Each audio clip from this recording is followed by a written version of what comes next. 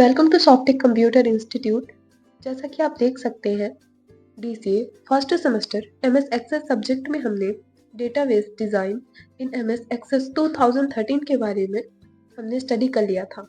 अगर आपने अभी तक पिछली वीडियोस नहीं देखी है तो आप हमारे यूट्यूब चैनल सॉफ्टिक कंप्यूटर इंस्टीट्यूट में जाके देख सकते हैं। हमारा आज का टॉपिक है what is a relationship under RDBMS in MS Access. इसके बारे में हम डिटेल में स्टडी करेंगे, तो चलिए स्टार्ट करते हैं।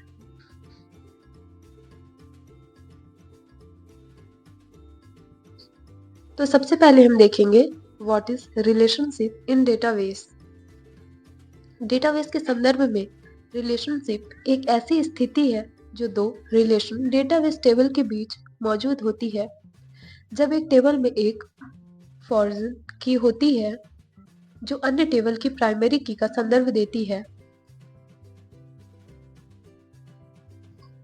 रिलेशनशिप अलग अलग डेटा आइटम्स को जोड़ने के दौरान अलग अलग टेबल्स में डेटा को विभाजित और स्टोर करने के लिए रिलेशनशिप डेटाबेस को अनुमति देते हैं। रिलेशनशिप में दो टेबल को आपस में जोड़ा जाता है। इसके लिए दोनों टेबल में एक कॉलम फील्ड होना चाहिए जिसमें दोनों का नाम एवं डाटा टाइप एक समान होना जरूरी है। टेबल में रिलेशनशिप बनाने के बाद यूजर फॉर्म एवं रिपोर्ट में मल्टीपल टेबल का प्रयोग करके रिपोर्ट एवं फॉर्म को डिजाइन कर सकता है। प्रायः मास्टर टेबल और ट्रांजैक्शन टेबल के बीच रिलेशन बनाई जाती है। जिस टेबल में प्राइमरी की होती है उस टेबल को मास्टर टेबल कहते हैं। ट्रांजैक्शन टेबल में जो फील्ड कॉलम होती है उसे हम फॉरेन की कहते हैं।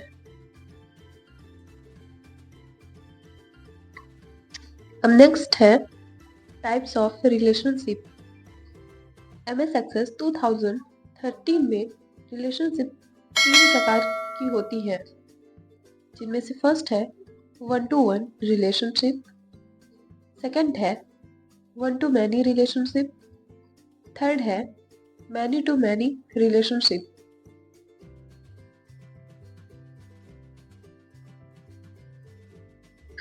अब इन सारे टाइप्स को हम डिटेल में स्टडी करेंगे। तो इनमें से फर्स्ट है 1-to-1 रिलेशनशिप। प्रत्येक टेबल को एक एंटिटी के रूप में निरूपित करते हैं। इसके लिए इसे एंटिटी सेट कहते हैं। एंटिटी को स्क्वायर बॉक्स में प्रदर्शित करते हैं। जब दो एंटिटीज के मध्य रिलेशनशिप स्थापित करते हैं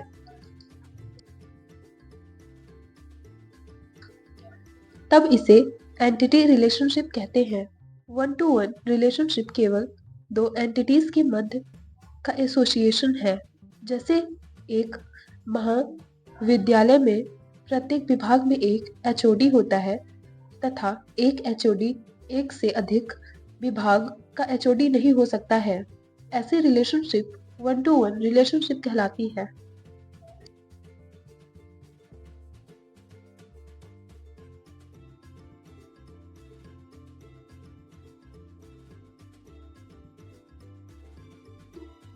वन टू वन रिलेशनशिप में पहली टेबल में प्रत्येक रिकॉर्ड में दूसरी टेबल में केवल एक मिलान रिकॉर्ड हो सकता है और दूसरी टेबल में प्रत्येक रिकॉर्ड में पहली टेबल में केवल एक मिलान कार्ड हो सकता है।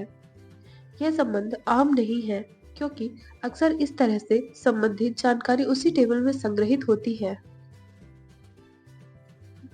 सुरक्षा कारणों से किसी टेबल में हिस्से को अलग करने के लिए या कुछ टेबल में उप समूह पर लागू होने वाली जानकारी संग्रहित करने के लिए आप कई फील्ड वाले टेबल को विभाजित करने के लिए 1-to-1 रिलेशनशिप का उपयोग कर सकते हैं। अब नेक्स्ट है 1-to-many रिलेशनशिप। 1-to-many रिलेशनशिप में दो एंटिटीज के मध्य एक से अधिक रिलेशनशिप हो सकती है। जैसे एक कोर्स में बहुत से छात्र पंजीकृत हो सकते हैं। 1-to-many रिलेशनशिप में अक्सर मास्टर डिटेल्स या पेरेंट चाइल्ड रिलेशनशिप के रूप में जाना जाता है।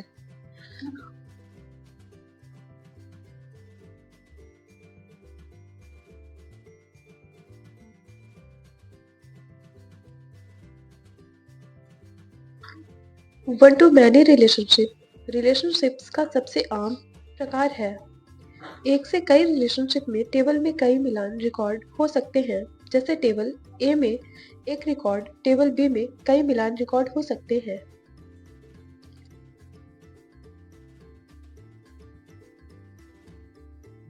अब नेक्स्ट है मैनी टू मैनी रिलेशनशिप।